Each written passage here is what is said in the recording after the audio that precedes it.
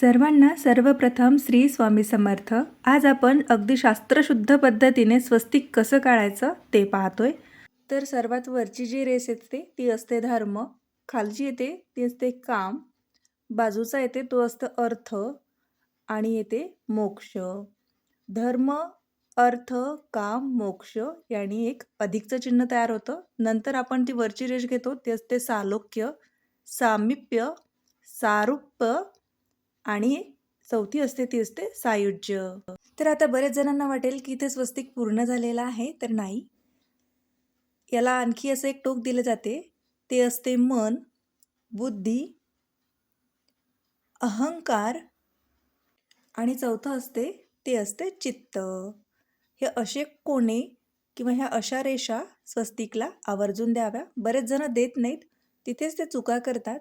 मधात जे आपण जे पॉईंट देतो, बिंदू देतो, त्याला म्हणतात श्रद्धा, विश्वास, प्रेम आणि समर्पण. तर इथे आपलं अगदी व्यवस्थित शास्त्रशुद्ध पद्धतीने स्वस्तिक बनून तयार झालेलं आहे.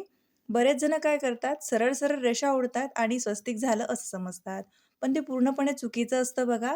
या पद्धतीनेच स्वस्तिक काढावं, म्हणजे त्याचे जे फायदे आहेत ते आपल्या घरात किंवा आपल्या जीवनात आपल्याला पाहायला मिळतील. आता श्रावण महिना सुरू झालाय. आपण आपल्या मुख्य द्वारावरती हळदीने या पद्धतीने स्वस्तिक जरूर काढा. सोबतच देवघरात सुद्धा तुम्ही असं स्वस्तिक रोज काढू शकता. आता स्वस्तिक काढणं शिकलोय, तर आता काढूया स्वस्तिकपासनं एक मस्त अशी रांगोळी. शुभचिन्हांची रांगोळी देवघरासाठी अतिउत्तम राहील. तर इथे बघू शकता आपण. कुठलंही एखादं मंगलमय कार्य घरात असेल तर सर्वात पहिले काढल्या जाते ती म्हणजे स्वास्तिक. स्वास्तिकचा जो पॉझिटिव्हिटी असते त्याच्यातून जे आपलं कार्य जे आपण संपन्न करणार आहे ते अगदी पूर्णत्वास जाईल अशी आपली एक श्रद्धा असते. प्रत्येक शुभ कार्यामध्ये रांगोळी ही खूप महत्त्वपूर्ण मानली जाते आणि त्यातल्या त्यात ती जर स्वस्तिकच्या आकारात काढलेली असेल तर खूपच छान. या पद्धतीने शुभचिन्ह तुम्ही तुमच्या देवघरामध्ये रोज सकाळी रांगोळी म्हणून काढू शकता. आता याला थोडंसं आपण रांगोळीचं स्वरूप देऊयात. तर साईडनं असे काही फुलं वगैरे तुम्ही नक्कीच काढू शकता. म्हणजे काय होईल, शुभचिन्हही आपल्या देवघरात काढल्या जातील आणि एक छोटीशी अशी सुंदर सुरेख रांगोळीसुद्धा निघेल.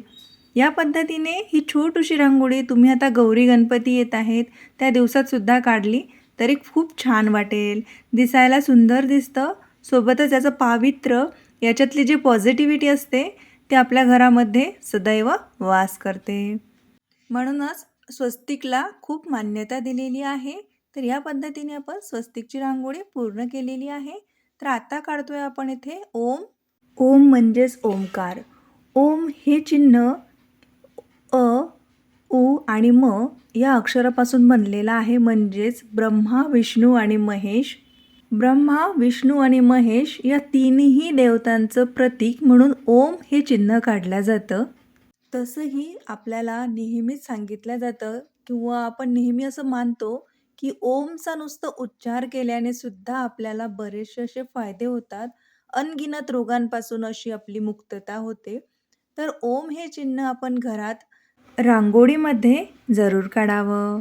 देवघरात अशा छोट्या छोट्या सुंदर देखण्या रांगोळ्या जरूर काढा. त्याचे अनगिनत फायदे, त्याची पॉझिटिव्हिटी हे आपल्याला घरात सकारात्मकता कशी वाढते हे लक्षात येईलच. तसंही म्हटलं जाते, दारात रांगोळी असली म्हणजे घरात मांगल्य नांदतंय हे लक्षात येतं.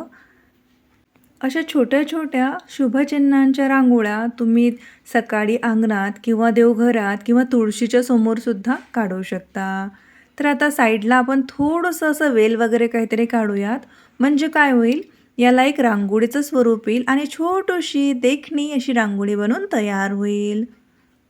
तुम्हाला साईडनी जर काही काढायचं नसेल तर तुम्ही नुसतं ओमकार म्हणजेच ओम काढला तरीही चालेल.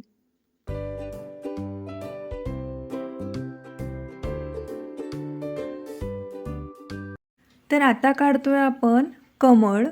लक्ष्मीचं प्रतीक मानलं जातं कमळ. अतिशय सुंदर असं हे फूल आहे. लक्ष्मीचं स्थान कमळ आहे, तर कमळाची रांगोळी जरूर काढावी. शुभचिन्हांमध्ये कमळ हे आवर्जून काढलं जातं. शुभचिन्हांच्या रांगोळीमध्ये कमळाच्या रांगोळीला अनन्यसाधारण महत्त्व आहे, कारण महालक्ष्मीच्या पूजेमध्ये कमळाची रांगोळी किंवा कमळ हे शुभचिन्ह आवर्जून काढल्या जाते. तर तुम्ही या पद्धतीने अगदी सोप्या पद्धतीने कमळच हे जरूर काढावं.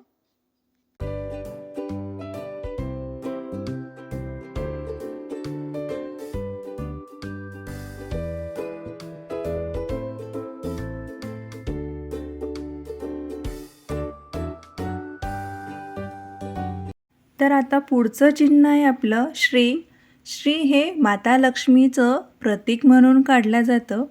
कुठलंही शुभ कार्य असो किंवा कुठलंही लिखाणाची सुरुवात असो, काहीही पोथी असो, ग्रंथ असोत, त्याची सुरुवात श्रीपासूनच केली जाते. तर असं छोटूसं श्रीचं चिन्ह रांगोळीच्या स्वरूपात तुम्ही नक्कीच काढू शकता. साईडला थोडंसं असं त्याला रांगोळीचं स्वरूप द्यावं, म्हणजे ते दिसायला आणखीनच देखणं दिसेल. कुठलंही देवाचं नाव असो किंवा कुठलाही ग्रंथ असो, आपण बघतोच तो श्री या नावाने सुरुवात होतो. तर तुम्ही श्री स्वामी समर्थ, श्री गजानन महाराज असंही लिहू शकता किंवा श्री महालक्ष्मी माता प्रसन्न असंही लिहू शकता किंवा मग श्री काढून त्याच्याभोवती अशी छोटीशी रांगोळीसुद्धा काढू शकता.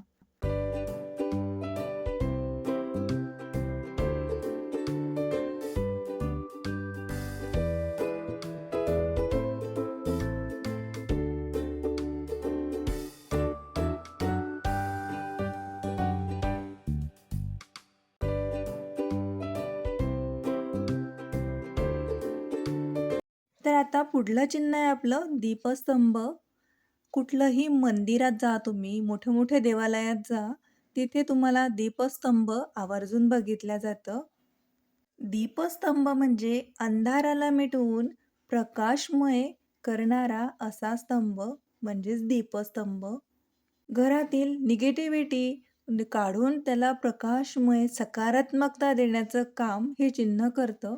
म्हणून रांगोळीच्या स्वरूपात असं छोटूसं दीपस्तंभ जरूर तुम्ही काढू शकता. आपल्या जीवनातील नकारात्मकतेच्या काळोखाला संपवून सकारात्मकतेचं किरण दाखवण्याचं काम हे दीपस्तंभ करतं. म्हणजेच दिवा किंवा हे मोठ्या-मोठ्या मंदिरांच्या बाहेर दीपस्तंभ असतातच, जसं मी आधी सांगितलंय. तर तुम्ही आपल्या रांगोळीच्या स्वरूपात असं छोटूसं दीपस्तंभ सकारात्मकतेचं प्रतीक, प्रकाशाचं प्रतीक म्हणून नक्कीच काढू शकता. ह्या अशा छोट्या-छोट्या शुभचिन्हांच्या रांगोळ्या तुम्हाला रोज सकाळी घाई-गडबडीत काढण्यासाठी सुद्धा खूप उपयुक्त ठरतील. अगदी लगेच 2 मिनिटाच्या आत ह्या रांगोळ्या काढून तयार होतात बघा. तर आता आपलं 7वं चिन्ह आहे ते म्हणजे शंख. शंख हा विष्णूंचं प्रतीक आहे. महालक्ष्मीला जर प्रसन्न करायचं असेल, तर माता लक्ष्मीला प्रसन्न करण्यासाठी आपल्याला श्री विष्णूंना प्रसन्न करावं लागेल. दीर्घायुष्य आणि समृद्धी देणारा असा हा शंख तुम्ही रांगोळीच्या स्वरूपात जरूर काढू शकता. श्री विष्णूंचं प्रतीक म्हणून शंख मानला जातो. माता लक्ष्मीला जर प्रसन्न करायचं असेल तर विष्णूंना प्रसन्न करावंच लागेल. तर म्हणून तुम्ही रांगोळीच्या स्वरूपात असं शुभचिन्ह जरूर काढा. तर या श्रावणामध्ये किंवा सणासुदीच्या दिवसामध्ये किंवा वर्षभरही तुम्ही हे शुभचिन्हांच्या रांगोळ्या नक्कीच काढू शकता. आणि हो, यातलं कुठलं चिन्ह किंवा कुठली रांगोळी तुम्हाला सर्वात जास्त आवडली, हे मला नक्की सांगा. मी सांगितलेली माहिती तुम्हाला युजफुल वाटली का? हे सुद्धा सांगा. अजूनपर्यंत चॅनलला सबस्क्राईब केलं नसेल, तर चॅनलला जरूर सबस्क्राईब करा. आता भेटूया नवीन व्हिडिओमध्ये. तोपर्यंत श्री स्वामी समर्थ.